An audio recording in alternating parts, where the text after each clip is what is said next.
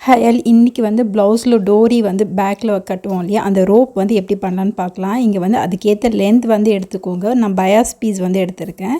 With வந்து 1.25 inch எடுத்திருக்கேன். இப்போ இங்கே த்ரெட் வந்து எடுத்திருக்கேன். இது வந்து மல்டிபிள் டைம்ஸ் ஒரு 5 to 6 டைம்ஸ் வந்து சேர்த்து இந்த மாதிரி நாட் போட்டு வச்சுருக்கேன். இதை வந்து அந்த பயாஸ் பீஸ் இருக்கு இல்லையா, அதுக்குள்ளே வச்சு அந்த நாட் வந்து வெளியில் இருக்கணும், த்ரெட் வந்து உள்ளே வர மாதிரி இப்படி வச்சுட்டு த்ரெட் மேலே வந்து ஸ்டிச் போடாமல் உங்களுக்கு வந்து அந்த டோரியோட திக்னஸ் எந்த அளவுக்கு வேணுமோ அதுக்கு ஏற்ற மாதிரி வச்சுட்டு இந்த மாதிரி தைச்சிக்கலாம்.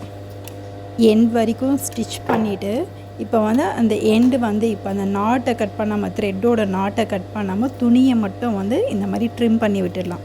இந்த நாட்டை கட் பண்ணிங்கன்னா உங்களால் வந்து இழுத்து புல் பண்ணி அந்த வெளியே இழுக்க முடியாது. கேர்ஃபுல்லாக வந்து துணியை மட்டும் வந்து கட் பண்ணிக்கோங்க. இப்போ வந்து இந்த மாதிரி கேதர்ஸ் பண்ணிவிட்டு அந்த எண்ட்ஸில் வந்து இப்படி 2 ஃபிங்கரால் பிடிச்சிட்டு அப்படியே லைட்டாக ரொட்டேட் பண்ணுற மாதிரி பண்ணிகிட்டே வந்து அந்த த்ரெட்டை மட்டும் பிடிச்சி இழுத்தோன்னா நம்மளுக்கு ஈஸியாக வந்து டர்ன் ஆகிடும். அந்த எண்ட்ஸ்லேயே இப்போ எங்கே பிடிக்கிறேன் இல்லையா, எங்கே வந்து த்ரெட் உள்ளே வருதோ அங்கேயே அப்படியே பிடிச்சி இழுக்கணும். எங்கேயாவது ஸ்டக் ஆகிடுச்சுன்னா அந்த இடத்துல மட்டும் லைட்டாக ரொட்டேட் பண்ண மாதிரி வந்து எடுத்திங்கன்னா வந்துடும். நம்மளுக்கு எவ்வளோ தின்னான டோரி வந்து கிடச்சிருக்கு பாருங்கள். இந்த டிப் உங்கள் எல்லாருக்குமே பிடிச்சிருக்குன்னு நினைக்கிறேன். புதுசாக யாராவது நம்ம சேனல் பார்க்குறதா இருந்தால் subscribe to our channel. Thank you.